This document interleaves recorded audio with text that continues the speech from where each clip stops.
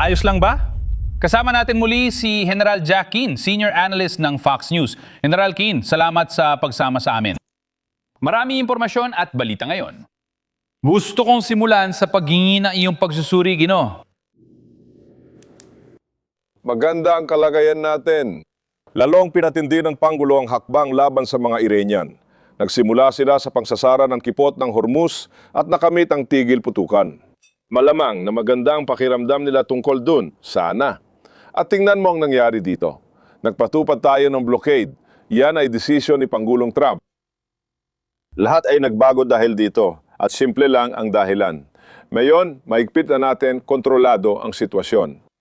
Lahat ng posibilidad sa inaharap at ekonomiya ng Iran bilang bansa. Dahil sila ay 100% umaasa bilang isang bansa sa langis na ngayon ay hinaharanganan natin. Pinipigilan nating mapunta sa kanilang mga kamay ang pamamahagi ng langis at ang pera na magmumula rito. Kaya naman, nasa isang napakagandang landas tayo. Pero ako rin, dahil sa 47 taon kong pakikitungo sa mga Iranian, nakitungo ako sa Iran bilang isang bansang kalaban sa halos buong karera ko sa militar. At kahit pagkatapos ito, malaki ang pag-aalinlangan ko sa mga taong yan, Larry. Sa ibang salita, ang kailangan nating isaalang-alang dito ay kung ano ang ipinapangako ng Iran sa ating mga negosyador. At ano talaga ang ginagawa nila sa paglagda at pagsasakatuparan ng pahayag dahil maaaring iba ang mangyari. Kaya, ano ang aking pagdududa tungkol sa gusto nilang gawin? Gusto nilang pahabain ang tigil putukan hanggat maaari dahil ito ay komplikado. Kailangan nating ayusin ang mga detalye at pahabain ang proseso gaya ng ginawa nila noon. Kailangan nating manatiling nakatutok at pilitin sila. Dapat nating pilitin sila para matapos nila lahat sa oras at maisara ang kasunduan. At pagkatapos ay ayusin natin ang mga detalye sa lalong madaling panahon. At para matiyak na lahat ng sinasabi nilang gagawin nila ay talagang matutupad, dapat magkaroon ng hiwalay na proseso para tiyakin iyon. At ibig sabihin nito ay pahintulot na makapasok sa Iran kahit saan, kahit kailan, walang inspeksyon, kahit saan, kahit anong oras. Sa 47 taon ng kanilang kasaysayan, kabilang ang AIA, hindi pa ito kailanman nangyari. Sinabihan sila kung saan lang pwede at bawal pumunta. Kailangan nating wasakin ang ganitong sistema. Hinaharap natin ang buong proseso mula noon, kung paano nila kinokontrol ang mga inspektor at kung paano sila nandaya at nagsinungaling sa buong panahong yon. Hindi nagbago ang rehime nito. Tandaan mo ang nangyari dito, Larry. Alam mo yan kasi napag-usapan na natin, pinalitan lang mga mukha at panggalan. Hindi natin binago ang ideolohiya at rehimen. Nandyan pa rin sila, kumikilos para sa sarili at tagahanap ng paraan para makabawi. Halimbawa, intelihensya na sinusubukan nilang mabilis na maibalik ang kanilang programa ng mga ballistic missile. Malaking bahagi nito ay natabunan ng guho, pati ang mga launcher nito. Alam natin na may halos .30 na missile silang hindi pa nagagamit at mga 100 launcher, kinukuha rin nila ang natitira. Ngayon, bakit nila pinaghihirapan ang lahat ng ito? Malamang sa inaharap, hindi rin sila magbabago. Dapat manatili tayong mapagduda. Hindi ko minamaliit ang kasunduan. Sinusubukan ko lang magbigay ng mas makatotohanang pananaw. Oo. Tungkol sa kung sino ang kaharap natin dito at may kasaysayan at ebidensya tayo ng sinasabi ko dito. Oo. Kailangan natin maging sobrang maingat sa ginagawa natin dito kasama sila. Alam natin kung sino ang kaharap natin. Naiintindihan ko na ang mga negosyador ay may tendensyang masyadong matuwa kapag sinabi ng mga Iranian na gagawin nila ang X, Y at Z. Mga salita lang yan. Pumipirma sila ng papel na nagsasabing gagawin nila ang X, Y at Z. Naiintindihan ko. Isa lang itong papel. Hindi patunay na naipapatupad ang mga ito hanggat hindi tayo mismo ang lumilipad papunta roon. Alisin ang lubang pinadyamang uranium. Ngayon, ito ay totoong bagay. Tama ba? Bukod sa iba pang bagay na kailangan nating suriin. Sa ngayon ako ng lubos, magtiwala pero magsuri ng 100 beses. Tama ka talaga. Siyempre, tama ka. Sa tingin ko, napakahalaga ng sinabi ni Ginoong Trump tungkol dito. Mananatiling ganap na ipinatutupad at epektibo ang naval blockade pagdating lamang sa Iran. Hanggang sa matapos ang ating transaksyon sa Iran. At gusto kong sabihin, mahalagang mapanatili natin ang kontrol para maputol natin ang pera, pananalapi at ekonomiya nila. Tama? At maubos sila. Pero habang hindi pa tapos ang proseso, komplikado ito.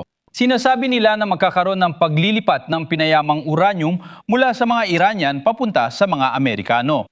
Tulad ng napansin mo, hindi pa ito nangyari noon. Hindi nga nila pinapapasok ang mga internasyonal na inspektor na sapat ng patunay.